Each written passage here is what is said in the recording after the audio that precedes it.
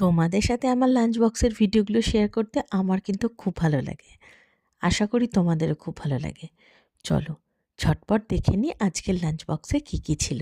আমি সাধারণত চেষ্টা করি বাড়িতে যা যা আছে তাই দিয়েই লাঞ্চ বক্সটা বানাতে, কেননা সবসময় যে সব কিছু বাড়িতে থাকবে এমনটা হয় না।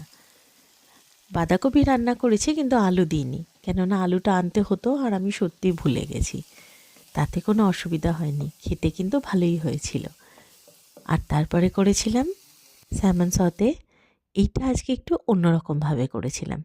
মাশরুম, বেল পেপার সমস্ত কিছু দিয়ে একটু সতে করে নিয়েছিলাম। তার আগে স্যামনটা একটু সতে করে নিয়েছিলাম আর ম্যারিনেট করেছিলাম হলো আদা রসুনের পেস্ট, গোলমরিচ, লবণ আর একটুখানি লেবু দিয়ে।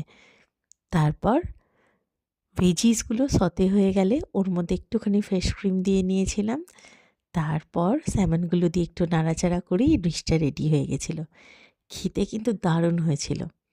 খুবই সিম্পল, খুবই তাড়াতাড়ি হয়ে যায়, কেননা অফিস টাইমে তাড়াতাড়ি হওয়াটা খুবই দরকার, কারণ ওই সময় বাচ্চাদের স্কুলও থাকে, ওদেরকেও রেডি করতে হয় আমাকে।